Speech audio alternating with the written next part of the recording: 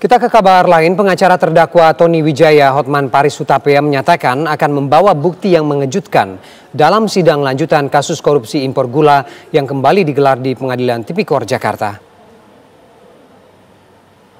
Dengan pasal 28 keputusan Menteri Perdagangan 117, Menteri Perdagangan bisa melakukan apapun, ya, bisa melakukan kekecualian suka-sukanya, ya itu. Dan ada menteri lain yang juga melaksanakan hal yang sama seperti Tom Lembong, yaitu Enggar, ya. Tapi sampai sekarang nggak jadi tersangka. Itu aja. Jadi memang dasar hukumnya kuat, ya. Apalagi swasta kan hanya ditugaskan suruh import, ya udah. Itu. Jadi memang ada pasalnya dan semua saksi mengakui bahwa memang di keputusan menteri itu pasal 28 bahwa menteri mempunyai kewenangan penuh untuk melakukan pengecualian.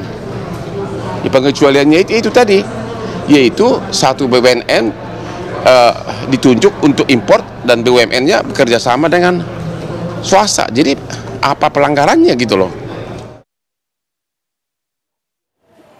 Ya, lalu bagaimana jalannya sidang lanjutan dugaan korupsi importasi gula? Sudah ada rekan Felicia Amelinda dari Pengadilan Tipikor Jakarta. Selamat siang, Felis. Felis, apa yang akan digali dalam persidangan kali ini, Felis?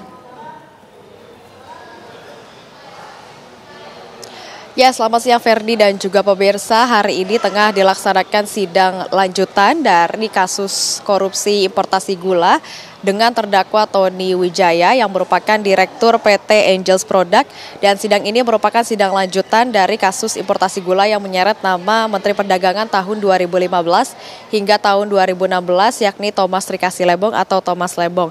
Dan sidang sendiri ini tadi sudah dilaksanakan sejak pukul 10.50 waktu Indonesia Barat, dan sampai saat ini sidang masih terus berlangsung di Pengadilan Negeri Tindak Pidana Korupsi Jakarta Pusat, dan baru saja ini di dalam sedang dilaksanakan pemeriksaan dua orang saksi yang dihadirkan oleh jaksa penuntut umum, yakni ada Muhammad Yani yang merupakan pensiunan dari Kementerian Perdagangan yang pada periode 2015 sampai tahun 2016 ia menjabat sebagai Kasubdit Impor Program Pertanian, dan juga satu orang saksi lainnya yakni Eko Aprilianto Sudrajat yang merupakan pegawai dari Kementerian Perdagangan, dan di tahun 2015 hingga tahun 2016 ia menjabat sebagai Kepala Seksi Bidang Pertanian. Dan nantinya juga menurut keterangan dari kuasa hukum Tony Wijaya yakni Hotman Paris Hutapea yang tadi juga sudah hadir di ruang persidangan, ia mengatakan bahwa dari pihak terdakwa sendiri juga nantinya akan menghadirkan 4 orang saksi, yang mana 2 orang saksi ini merupakan pegawai dari Kementerian Perdagangan dan 2 orang saksi lainnya dari Kementerian Perindustrian. Dan ia juga menyatakan Hotman Paris Hutapea menyatakan bahwa kliennya atau Tony Wijaya ini tidak dapat didakwa karena dirinya yang merupakan pihak swasta ini hanya disuruh atau menjalankan tugas dari Menteri Perdagangan, yakni untuk mengimpor, dan untuk kegiatan impor ini memang harus ada surat rekomendasi dari Kementerian Perindustrian, sehingga memang ia menyatakan bahwa kliennya ini tidak dapat didakwa. Dan kemudian juga Hotman Paris juga mengatakan bahwa dirinya pernah menunjukkan salinan risalah rapat koordinasi terbatas Kementerian Koordinator Bidang Perekonomian pada tanggal 28 Desember 2015. Dan memang pemirsa, sedikit informasi bahwa sebelumnya ini terdapat 8 orang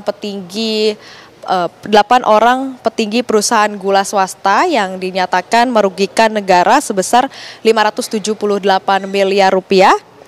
Bersama dengan Menteri Perdagangan tahun 2015 hingga tahun 2016 Tom Lembong, dan juga Menteri Perdagangan tahun 2016 hingga tahun 2019 Enggar Tiasto Lukita.